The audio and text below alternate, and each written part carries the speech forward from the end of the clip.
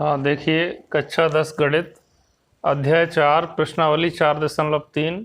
ठीक है, तो इसमें प्रश्न नंबर 11 जो है यही अकेला शेष रह गया था, इसको भी समझ लेते हैं। देखिए सवाल है, दो वर्गों के क्षेत्रफलों का योग इतना दिया हुआ है, ये एक शर्त हो गई। यदि इनके परिमापों का अंतर 24 मीटर हो तो दोनों वर्गों की भुजाएं ज्ञात कीजिए। देखो इस तरह के सवाल जो है उसको सरल तरीके से हम किस तरह से हल करेंगे, देखो यहाँ समझते हैं।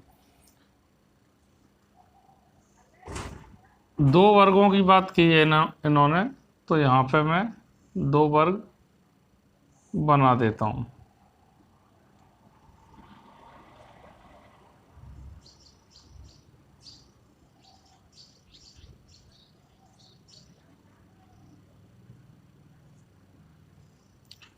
ठीक है, एक वर्ग ये, एक वर्ग ये है, तो इसकी भुजा जो है वो x है, क्योंकि वर्ग की सभी भुजाएं बराबर होती हैं, ये हमें पता है। वर्ग, ठीक है, वर्ग मतलब स्क्वायर होता है इंग्लिश में, तो इसकी सभी भुजाएं बराबर होती हैं। तो एक की भुजा x x x मान ली, एक की भुजा y y y। ठीक है, और यहाँ पे हमने ये भी मान लिया कि x जो है वो बड़ा है y से, x इसकी भुजा बड़ी है इसकी भुजा से, ये मान लिया। ठीक है, क्योंकि यहाँ पे अंतर भी दिया है ना, यदि इनके परिमापों का अंतर 24 मीटर हो तो बड़ी भुजा में छोटी भुजा घटानी चाहिए हमें। तो इस तरह से हम इसको अब यहाँ पे देखिए इसके सूत्र होते हैं। यहाँ परिमाप की बात कर चल रही हो, यहाँ क्षेत्रफल की। तो वर्ग की अगर हम बात करें तो वर्ग का क्षेत्रफल, अगर हम वर्ग के क्षेत्रफल की बात करें और वर्ग की परिमाप, वर्ग का परिमाप, तो क्षेत्रफल क्या होता है, भुजा गुणा भुजा, और क्षेत्रफल क्या होता है, परिमाप 4 गुणा भुजा। ठीक है ना, देखो परिमाप 4 गुणा भुजा, 4 में भुजा का गुणा कर देंगे परिमाप आ जाएगी, और क्षेत्रफल होता है भुजा गुणा भुजा, यानी कि भुजा का वर्ग। इसका मतलब क्या हुआ, भुजा का वर्ग। ठीक है, ये दो इसमें इसके सूत्र लगेंगे। ठीक है, तो ये बिल्कुल अलग से रखते हैं इसको हम। ठीक है, अब हम इसको हल करेंगे सवाल को। तो देखिए जैसा कि यहाँ पे लिखा है, इस वाले शर्त को अभी हम यूज नहीं कर रहे हैं, यहाँ से देख रहे हैं। यदि उनके परिमापों का अंतर दिया है कितना, 24 मीटर। ठीक है, तो यहाँ लिखेंगे सबसे पहले तो हम मान लेते हैं, माना बड़े वर्ग की भुजा, यहाँ लिखा है दो वर्गों की, तो माना बड़े वर्ग की भुजा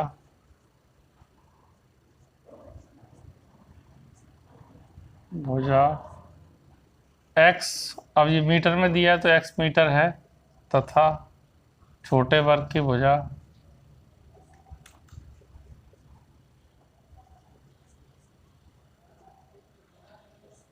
y मीटर है। x और y मान लिया हमने। अब लिखेंगे प्रश्नानुसार। देखिए प्रश्न के अनुसार क्या है, देखो ये वाली शर्त हम अभी नहीं ले रहे हैं, हम यहाँ पे लिख रहे हैं यदि उनके परिमापों का अंतर 24 मीटर है।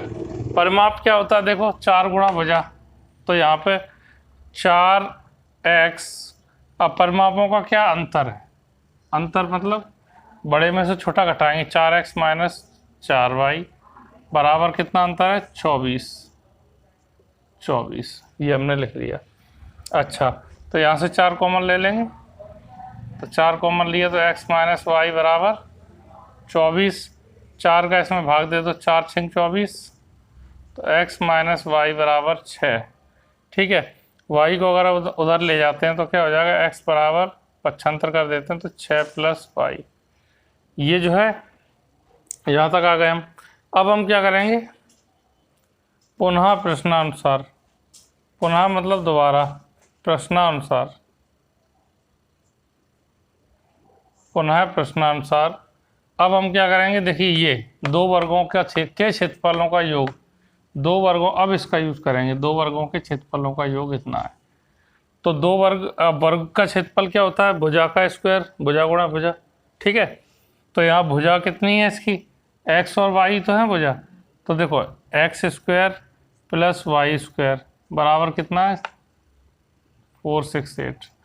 यहाँ पे फिर से समझो क्या कह रहे हैं, दो वर्गों के क्षेत्रफलों का योग, दो वर्गों के क्षेत्रफलों का योग, दो वर्ग एक तो एक एक्स है, इसका देखो इसका क्षेत्रफल क्या होगा एक्स स्क्वायर, इसका वाई स्क्वायर, तो और दोनों का योग तो प्लस लगा है बीच में, ठीक है, बराबर कितना है 468। बिल्कुल आराम से समझते चलें, समझ में आ रहा होगा। तो इसका ये बड़े वर्ग का क्षेत्रफल, ये छोटे वर्ग का क्षेत्रफल, दोनों का योग 468। अब x का मान यहाँ से रख सकते हैं हम, ये जो लिखा है तो क्या लिखेंगे 6 + y, यहाँ से हमने लिख दिया x का मान। अब इसका वर्ग प्लस y का स्क्वायर बराबर 468। अब इसको द्विघात समीकरण बनाना है, इसीलिए ऐसा हमने कर दिया, ठीक है। अब देखो यहाँ पे ये सूत्र लग जाएगा a + b का होल स्क्वायर वाला, ये सूत्र होता है a + b का स्क्वायर बराबर a square plus 2ab plus B square, ये होता है सूत्र, ठीक है। तो देखो a की जगह 6 है, b की जगह y है, तो देखो क्या हो जाएगा a स्क्वायर मतलब 6 का स्क्वायर प्लस क्या हो जाएगा फिर 2ab का मतलब क्या होगा 2, a की जगह कितना है 6, b की जगह कितना है y, तो 2a square plus 2ab plus B square होता है, फिर ये बी स्क्वायर, बी की जगह कितना y, तो y का स्क्वायर और फिर प्लस ये वाला y square plus y square बराबर 468, ठीक है। अब इसको और हल करो, देखो 6 × 36 प्लस 6 दूनी 12y और प्लस y स्क्वायर दो बार लिखा है तो 2y स्क्वायर इजकल टू 468, ठीक है।